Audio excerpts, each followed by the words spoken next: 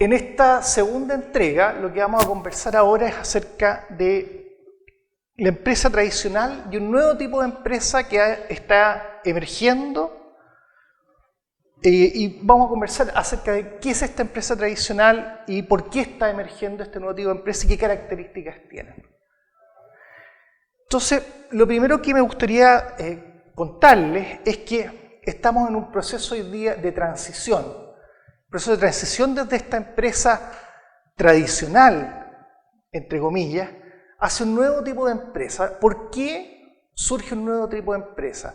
Para mi gusto, lo que está ocurriendo es que la empresa tradicional, o la forma tradicional de hacer empresa, ya no es suficiente para responder a los desafíos que tenemos en este nuevo siglo con respecto a los temas como productividad, coordinación, y por lo tanto está surgiendo un nuevo tipo de empresa, en que ya por ejemplo, la destreza física o manual no es lo relevante es cómo tú te coordinas entre las personas, cómo tú utilizas el lenguaje para coordinar acciones entre personas.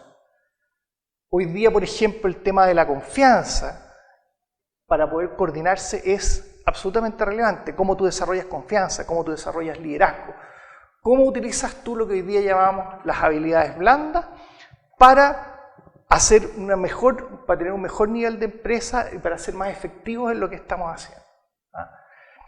Entonces, hoy día tenemos desafíos, este nuevo tipo de empresa, que es lo que nos presenta desafíos de liderazgo. O sea, el liderazgo tradicional, el liderazgo basado en la autoridad, bajo un formato jerárquico, ya no es suficiente para responder a los desafíos que nos plantea la empresa de hoy. Por lo tanto, necesitamos un nuevo tipo de liderazgo. Necesitamos desarrollar nuevas competencias. Las competencias que teníamos en la empresa tradicional ya no son suficientes.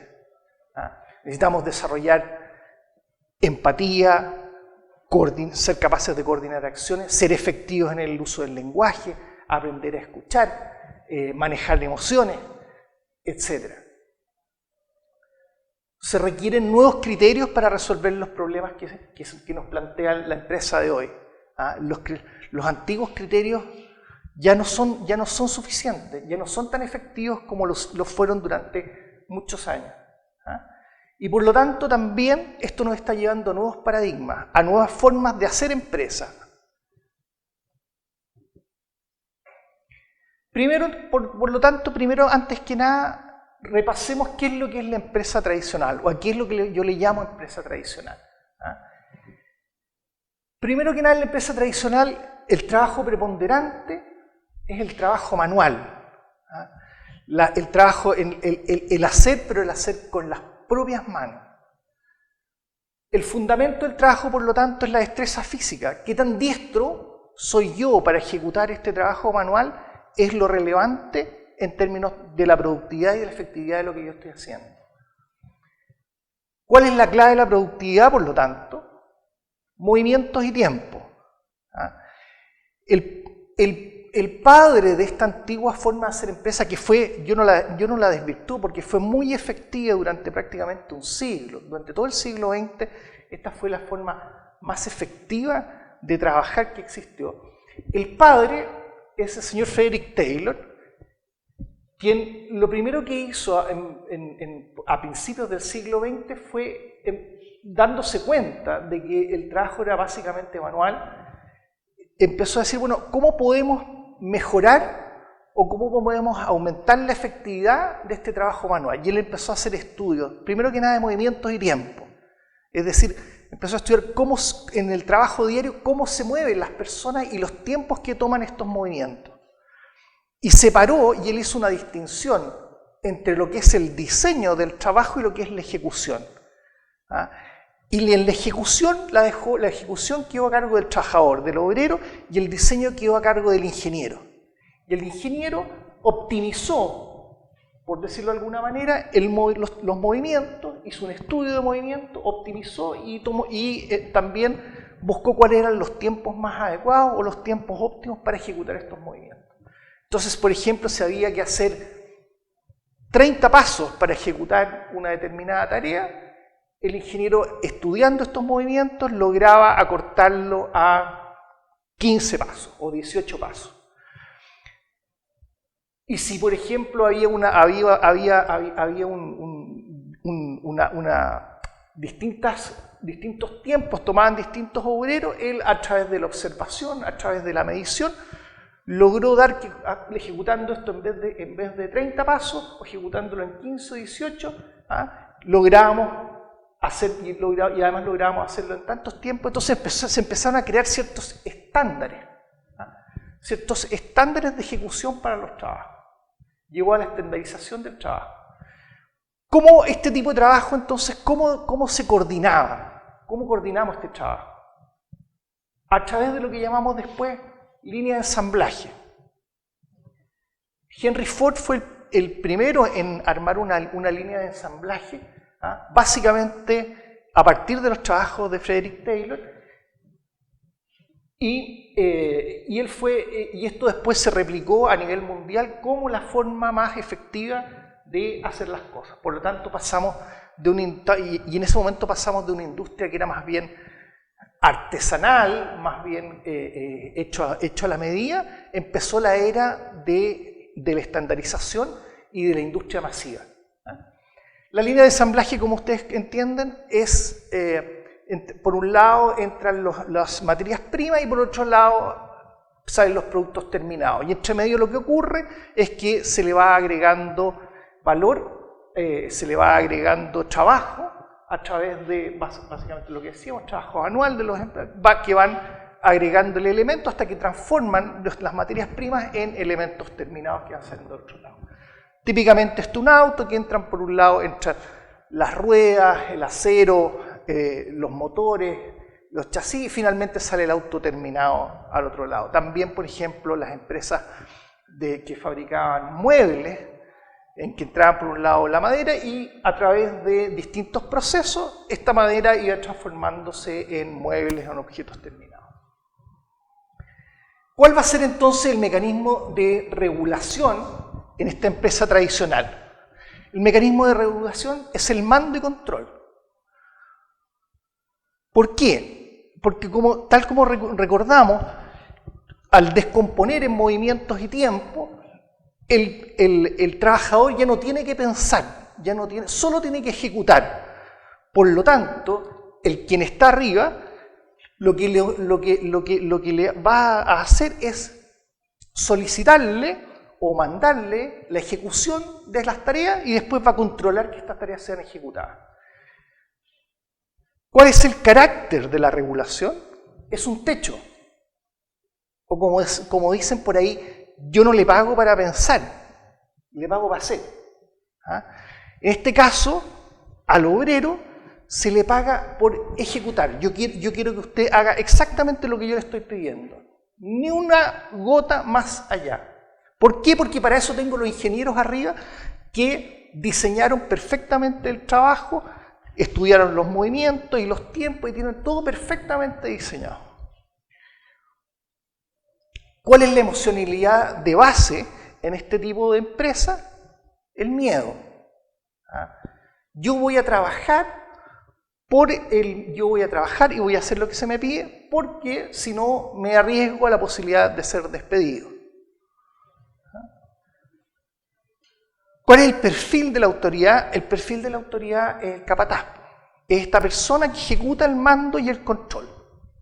Entonces esta persona va a venir y va a mandar a hacer ciertas cosas y después va a controlar que se haga, y si no se hace va a establecer ciertos premios y ciertos castigos de acuerdo a la calidad de la ejecución.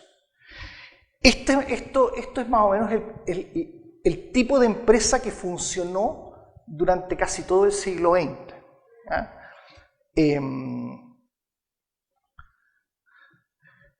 ¿Cómo le llamamos a este tipo de organización? Es una organización piramidal y jerárquica, porque tenemos en la base, tenemos a los obreros, tenemos después a los capataces que regulan, que mandan y controlan a un grupo de obreros, y por encima de nuevo tenemos capataces que regulan y controlan a esos capataces. Y encima capataces que reúnen y controlan los capataces, hasta que al final llegamos a un último capataz que normalmente se le llama gerente general. ¿Ah? Pero es una estructura, eso es lo que produce esta estructura piramidal. ¿Ah? Tú tienes los que ejecutan el trabajo físico, manual. Encima tienes una capa de quienes controlan a quienes ejecutan, y después quienes controlan a quienes controlan, y quienes controlan a quienes controlan a quienes controlan, y así sucesivamente hasta llegar al último controlador o al último capataz que se llama gerente general. Era usual a mediados del siglo XX, en los años 50 y los años 60, que grandes compañías norteamericanas, por ejemplo, tuvieran incluso 20 capas de 20 capas de ejecutivos o 20 capas distintas de personas, de capataces, 20 capas jerárquicas diferentes. Bueno, esta empresa, como les decía, ya no está siendo suficiente para responder a los desafíos que nos plantea el siglo XXI o los desafíos ¿de qué? De productividad, de efectividad, los desafíos que nos plantea la globalización, etc. Entonces, hoy día esto ya nos incomoda, no nos sentimos cómodos trabajando de esta manera. Entre otras cosas y centralmente, ¿por qué? Porque el trabajo ya no es manual. Esto funcionó muy bien mientras el trabajo fue manual. Pero hoy día muy poca gente trabaja directamente ejecutando tareas. Manualmente. La mayoría de nosotros trabajamos frente a computadores o en sistemas o en complejos sistemas administrativos, y el trabajo manual hoy día está cada vez más en sistemas que se han ido automatizando, robotizando, etc. Entonces, eso ha hecho que ya esta forma de trabajar haya entrado en crisis. ¿Qué es lo que hemos visto? Hemos visto que a partir de esta crisis ha empezado a salir un nuevo tipo de empresa, una empresa que ha ido emergiendo, cuyas respuestas a los mismos criterios son distintas. El trabajo preponderante, como les decía, ya no es el trabajo manual, sino que hoy día es un trabajo no manual. Es un trabajo que está más relacionado con competencias intelectuales, está más relacionado con habilidades cognitivas, ya no es una cosa física, manual. ¿Cuál es el fundamento del trabajo? Hoy día la palabra, la conversación. Hoy día yo no mando y ordeno, sino que lo que hago es convencer, coordinarme, entusiasmar. Y para eso necesito el lenguaje. Mi trabajo se desarrolla en el lenguaje, a través de la palabra. ¿Cuál será la clave de la productividad, por lo tanto? Las competencias conversacionales. La efectividad de mi trabajo va a depender directamente de qué tan competente sea yo en términos conversacionales. ¿Cómo puedo yo convencer a otra persona de que haga lo que se requiere hacer? ¿Cómo la entusiasmo? ¿Cómo la motivo? ¿Cómo me coordino con estas personas? ¿Cómo manejo los compromisos? ¿Cómo me comprometo? ¿Cómo cumplo los compromisos? O cuando no los puedo cumplir, ¿cómo renegocio? Todas estas competencias que vamos a ver más adelante son centrales para la productividad en este nuevo tipo de empresa. ¿Cómo se coordina? A través de lo que llamamos procesos de negocio. Es algo que vamos a ver con detalle más adelante. Pero los procesos de negocio les puedo decir que tienen que ver con los compromisos. ¿Cómo yo me coordino a través de compromisos? ¿Cómo yo estoy pidiendo algo a alguien y alguien se está comprometiendo a hacerlo? Y lo mismo ocurre al revés. ¿Cómo me comprometo yo a hacer aquellas cosas que me piden? ¿Y de qué manera manejo esos compromisos? ¿Cómo me coordino?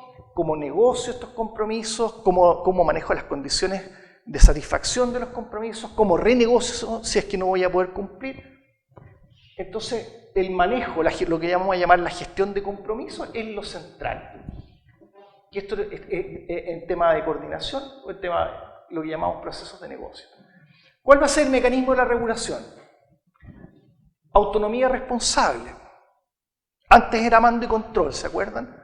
Hoy día yo solicito algo, busco un compromiso y espero que la persona que se comprometió de manera responsable y autónoma resuelva el pedido que se le hizo. ¿Cuál es el carácter de la regulación? La regulación ahora pasa a ser un piso. Esta regulación ya no es un techo. Antes yo decía, no, hasta aquí, no quiero que piense, yo quiero que ejecute. Hoy día lo que yo te digo, lo que yo te pido es el mínimo.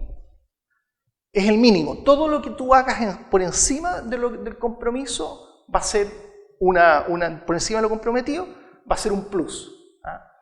Va a ser algo por lo que yo te voy a evaluar mejor.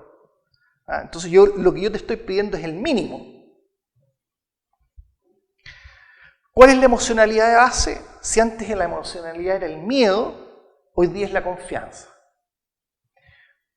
En el trabajo no manual, donde el lenguaje es central, donde las competencias conversacionales son la clave de la productividad, en que funcionamos en base a compromisos, lo central es la confianza. Este tipo de empresas no puede funcionar. No puede funcionar si es que yo no confío en que quien se comprometió a hacer algo no lo va a hacer.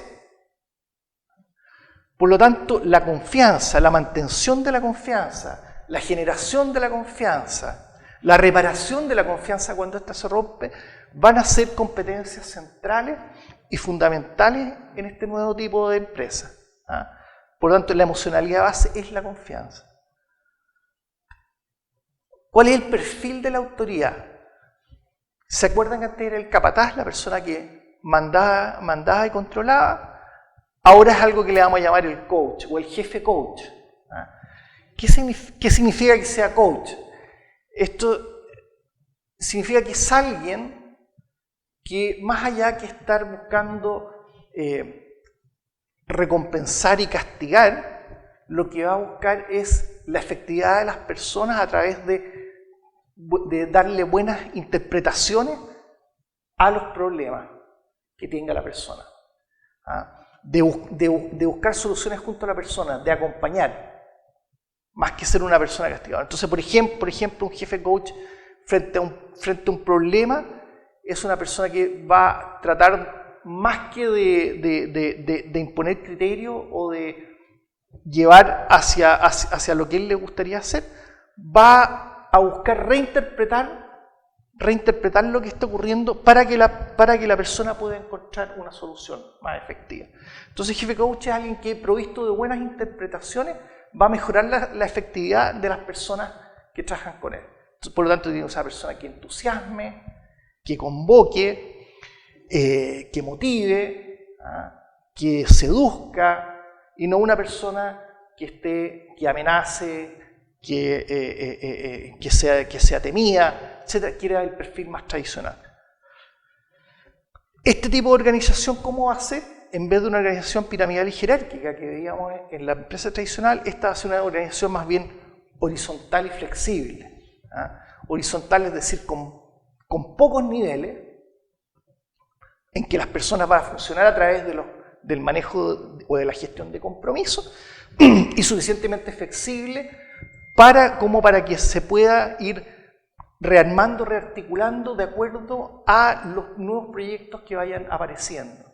¿Por qué? Porque el nuevo tipo de empresa que requerimos o los desafíos que nos plantea la empresa del siglo XXI requieren de flexibilidad y que las empresas deben estar reinventándose todo el tiempo, generando nuevos proyectos, necesitan estar cambiando permanentemente y por lo tanto para eso requieren flexibilidad.